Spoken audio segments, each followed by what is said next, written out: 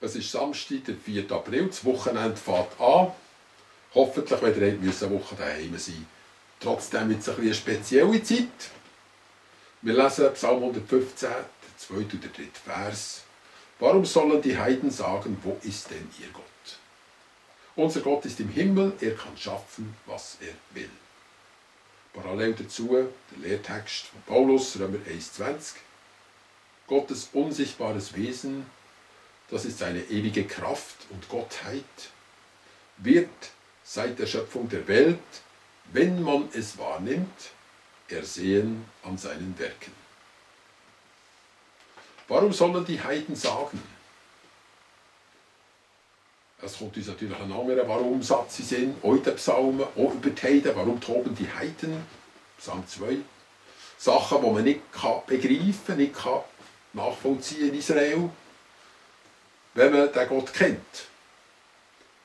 Man hat so ein bisschen den Eindruck, wenn Israel über die Heiden redet, reden sie ein bisschen von einem Röhrenblick. Ich kann das so exemplifizieren. Es ist eine selektive Wahrnehmung. Man schaut nur das an, was man gerne sehen will. Das andere, was man nicht verstehen kann oder was vielleicht auch so ein bisschen beängstigend und fremdartig ist, lässt man einfach weg. Ist ja auch logisch, bei den Heiden war es kein Problem. Wo ist ihr Gott? Die Archäologie hat ja gezeigt, dass die Heiden Götterfiguren hatten für das Reisegepäck, nachher auch ein grössere Götterfiguren beim Hausaltar und dann wiederum die ganz grossen, vielleicht jetzt der Dagon bei den Philister oder eben die Astarte oder Astoret bei den Syrern oder der Marduk, noch weiter im Osten in Babylon und der Baal natürlich im Libanon. Die waren präsent, die hat man besuchen, die hat man gewusst, was sie sind. In einem Atemzug ist aus diesem Grund im Alten Testament Heidentum und Götzendienst immer wieder erwähnt. Aber eigentlich nicht im gleichen Atemzug kann man sagen, Gott, man kann das Wort «wo» einsetzen, weil das sind zwei ganz verschiedene Dimensionen. Darum ist die heidnische Frage, die jetzt hier steht, auch ein Zeugnis von einer gewissen Konfusion. Es werden Dimensionen vermischt, werden verglichen, die man so gar nicht zusammenbringen kann. Weil wenn man von Gott sagen kann, man weiss, wie er ist, wo er ist, wie er aussieht, in diesem Moment hört Gott auf, Gott zu sein. Und darum die lapidare Antwort vom Psalmsänger, unser Gott ist im Himmel. Jetzt könnte man natürlich weiter diskutieren, ja, wo ist denn der Himmel? Ist das einfach das Obergeschoss, Etagen weiter oben, aber immer noch eben wo, lokalisierbar? Das kann man nicht. Hingegen könnte man vielleicht sagen, der Himmel ist eine andere Dimension. Es ist eine geistliche Dimension. Ja, es ist die geistliche Dimension, außerhalb von Raum und Zeit. Aus diesem Grund ist der Himmel überall. Also nicht geografisch oben, sondern nach Dimensionen oben, höhere Dimensionen. Er ist überall, durchdringt Raum und Zeit. Gott ist hier, Gott ist jetzt. Ohne dass Gott selber ein Teil wird von Raum und Zeit. Ausser in Jesus Christus, klar. Weil Gott ist Geist. Niemand hat Gott je gesehen, heisst es auch im Neuen Testament. Und darum ist er im Prinzip unwissenschaftlich. Die Wissenschaft kann ihn nicht nachweisen.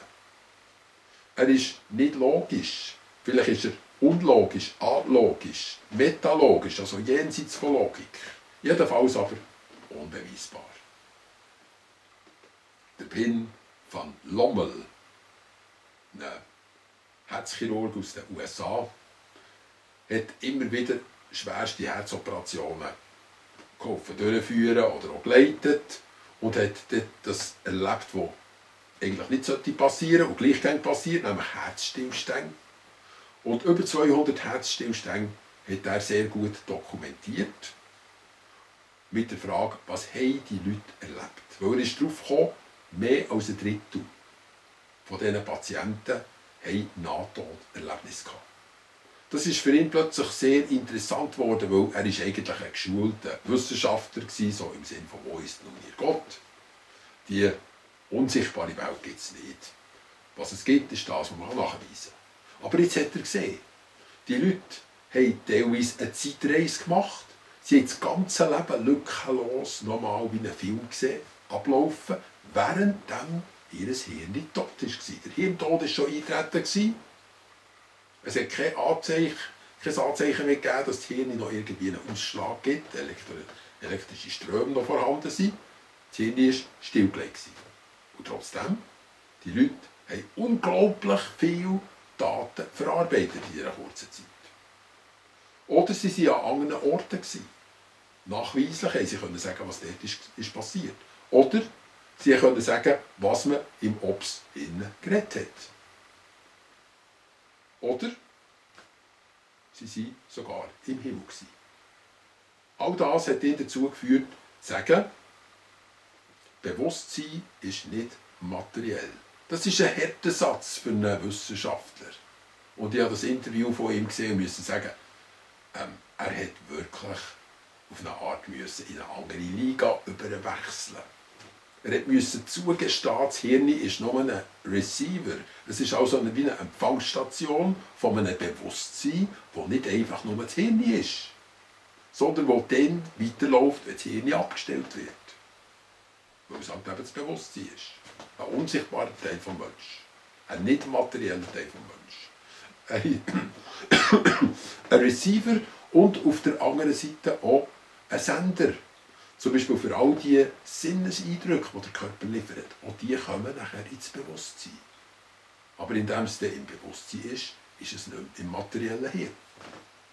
Zugänglich immer, oder plus minus, aber nicht ein Teil davon.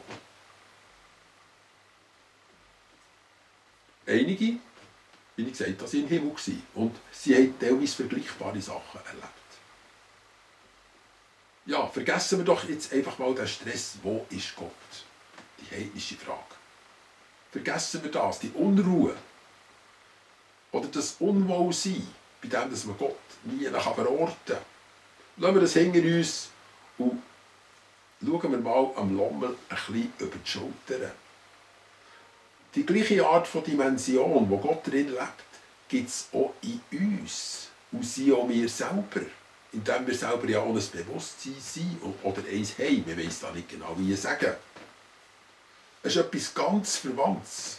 Nahe ist dir das Wort in deinem Herzen und in deinem Mund, sagt der Paulus. Also Gott ist uns sehr nahe.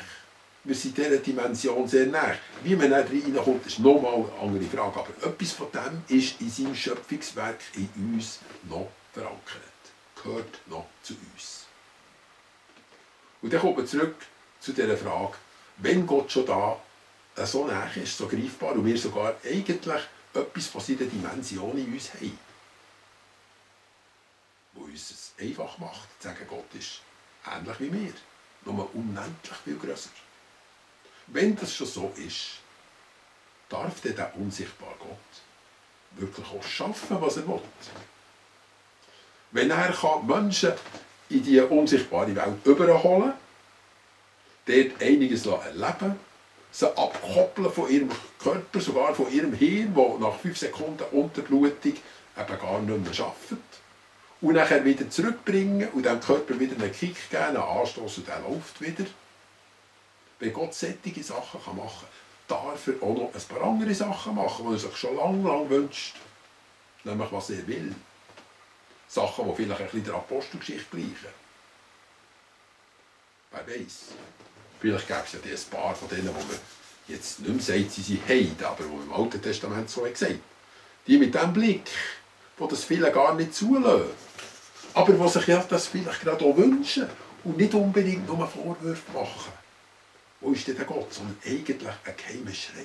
Wo ist der Gott? Ich möchte ihn gerne erleben. Wer weiß, wenn sie das sehen können, wird es ihnen viel einfacher fallen, ja dazu zu sagen. Und dann gibt es vielleicht ein paar Heiden weniger. Ich wünsche euch einen schönen Tag.